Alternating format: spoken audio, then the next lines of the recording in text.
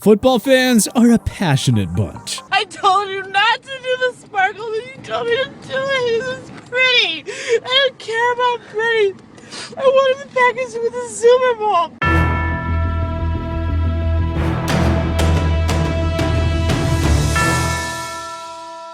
Players aren't the only ones that find themselves tearing up when things go wrong. So today, let's check out 10 times that fans were caught crying over their teams in the stands. We're starting off with one individual that, well, you might expect to be crying. A young Broncos fanatic who bore witness to a game that made just about everyone outside of Seattle want to cry. Because the game was such an evisceration that it was kind of hard to watch. The Broncos-Seahawks Super Bowl back in 2014 was just that ugly.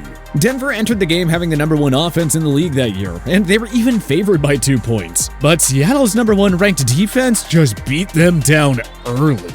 It all started off with a snap flying over Peyton Manning's head on the opening drive, and really, it didn't get any better from there. Seattle went up 22-0 in the second quarter, which was when this young fan was caught shedding some well-deserved tears. Honestly, the boy was right to do so, because frankly, there was no coming back for Denver in this one. The Seahawks went on to win 43-8, in the third worst blowout in Super Bowl history, which in reality was somehow worse than the score.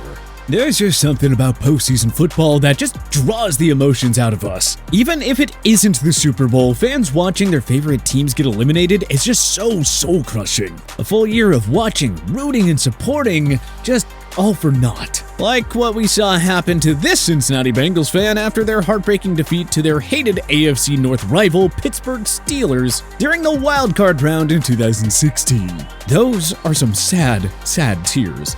Glad to see she had someone to console her. It was understandable though. The Bengals have been futile for so long, and not only had they secured home field advantage over Pittsburgh, they looked like they had the game won. Cincy had stormed all the way back with 16 unanswered points in the fourth quarter to take a 1-point lead, only to implode near the finish line and surrender a game-winning field goal in the closing seconds of the game, which just made this loss all the more painful. The dramatics always do, especially when you have one of those teams that you feel should be making its way towards Super Bowl glory.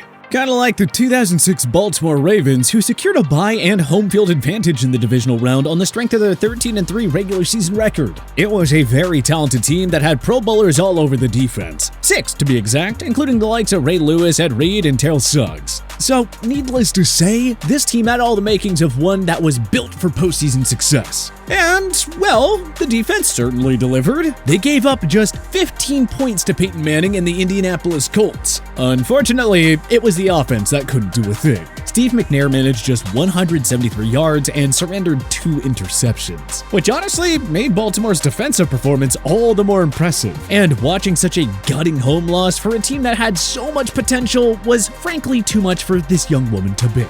Well, hopefully she still follows the team though, because in 2019, Baltimore pushed another team's fan to the brink of emotional instability. And in this case, it wasn't even by knocking them out of the playoffs. It was just through a regular season beating. The Ravens welcomed the previously unbeaten New England Patriots, and apparently a few of their fans, into M&T Bank Stadium for a Sunday night football matchup. Lamar Jackson and co. were not much for hospitality, however, as they upended New England and their aspirations for a perfect season in empathetic fashion, knocking off Brady, Belichick, and the rest of the Patriots 37-20. And I guess that loss proved to be a little too much for this fan to handle.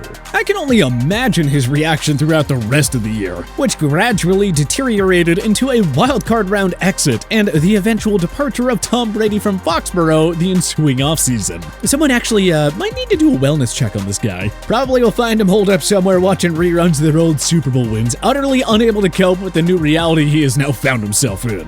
Maybe we should introduce this guy to a couple of Cowboys fans who, at this point, have had more than enough tears to go around. In fact, I'd say Dallas has mastered the formula when it comes to disappointing and downright wrecking the emotional status of their fans. Jerry breaks out his mixing bowl and throws in equal parts hype in the media, big-name signings, and a special blend of terrible decisions, and damn near every year without fail, Cowboys fans pay the price for his inability to run a franchise. Like the infamous Cowboys fan fan from their devastating Monday Night Football loss to the Arizona Cardinals back in 2020. Dallas got absolutely blown out in this one, losing 38-10 to a young Cardinals team led by Kyler Murray's 3 touchdowns and a strong outing from Kenyon Drake, who generated 164 yards and 2 touchdowns on the ground. The funniest part about this one, besides it being a Cowboys fan, which, come on, let's face it, most old Cowboys fans low-key deserve this kind of torture, but beyond that, the emotional wreckage really doesn't make sense on this one. You see, Dallas went into this game without its starting quarterback, Dak Prescott, meaning that Andy Dalton was under center, and the Cowboys had just a 2-3 record entering the game. So, it isn't like this loss was a huge shock or anything like that. This was just the case of a delusional Cowboys fan expecting some sort of miracle and clearly lacking the emotional stability to process the disappointment of his team getting blown out at home.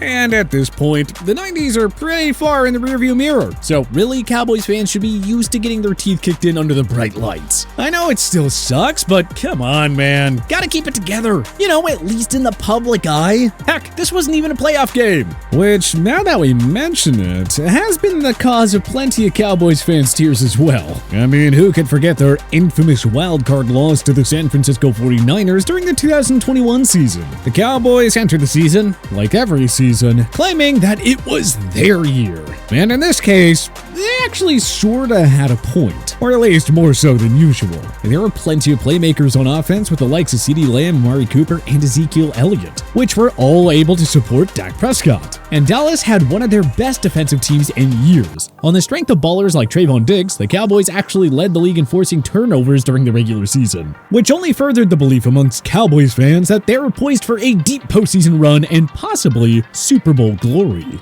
But because they're the Dallas Cowboys, and as Stephen A. Smith says, what can go wrong will go wrong. And oh boy, did it all come crashing down in glorious fashion. On their home field to boot. Dallas got off to a pretty slow start, trailing 16-7 at the half and 23-7 entering the fourth quarter. They did, in their own cowboy type of way, make a run at victory. Greg Zuerlein booted a 51-yard field goal early in the fourth, and then Dak scampered 5 yards for a touchdown just a few minutes later, pushing it to a one-score game. In the closing minutes, however, the game got absolutely out of control. Something 49ers head coach Kyle Shanahan echoed in his presser afterwards, telling the media, "I'm still trying to figure out where I'm at. It's pretty emotional out there. Lots of opportunities to win the game. Those guys just kept fighting." The craziness Shanahan was referring to was Dallas intercepting Jimmy Garoppolo and capitalizing enough to find itself with a very real chance to steal the game out from under San Francisco, only to have the final seconds tick off the clock while the Cowboys were scrambling to get one last play off. Well within striking distance, I might add. And while it may not be exactly the emotion that Shanahan was referring to, as I imagine he was largely referring to what was taking place on the gridiron and in the locker room afterwards, there were quite a few hilarious meltdowns in the bleachers afterwards as well. Say what you will about Dallas Cowboys fans, but damn do they wear their hearts on their sleeve. Sometimes in a downright cartoonish fashion too. There was the one female Cowboys fan who was bizarrely dressed like Mary. Yeah, the one with the little lamb for a playoff football game. Yeah, she had an absolute meltdown. Hands with big purple fingernails covering her mouth, eyes welling and squinted, a quintessential tantrum. Honestly, I hope whenever Merriam or Webster or whoever the heck's in charge of these dictionaries these days does their next big update, they put in a picture of this gal next to the word tantrum. Yet somehow this was still less dramatic than the male Cowboys fan and his girlfriend, also clearly a huge fan of the team, who were caught on camera consoling each other in the closing minutes of the game. The funniest part about this one was there was still a minute and 21 seconds left when the cameraman sniped these two, meaning they had yet to get their hypes all the way up once Dallas started driving, only to have it all come crashing down mere minutes later. Actually, I stand corrected. Far and away the funniest part about this guy is the massive chain he has draped around his neck. That thing cannot be comfortable, but I suppose it does complement his entire Cowboys fan look nicely. Oh well. Then of course, there was the fan that had the misfortune of making it onto Stephen A's radar. This is football! This is football! That's at the Cowboys.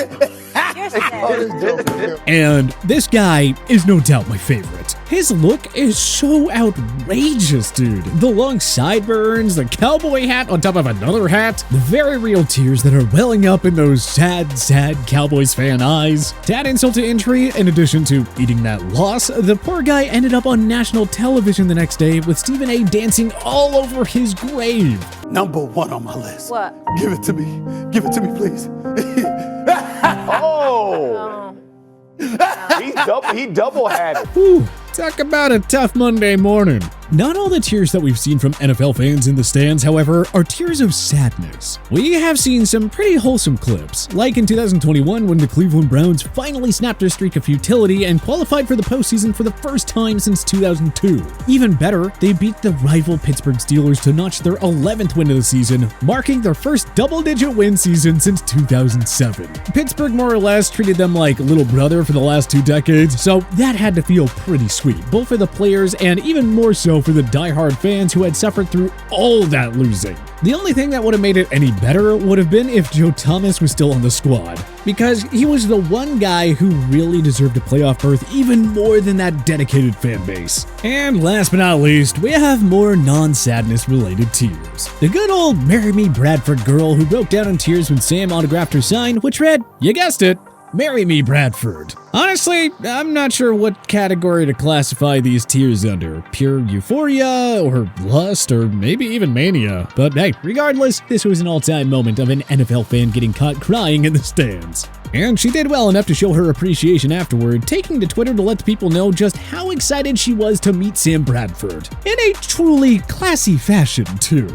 But which do you think was the craziest instance of a fan crying over their team in the stands? Was there anyone that we missed? Join us in the comment section below. If you like this video and learned a thing or two, clicking the like button helps out a ton. And hey, we appreciate it. If this is your first time coming around to CPS though, subscribing is a great idea because we put out videos like this every single day. But as always, thanks for watching and we'll see you guys next time.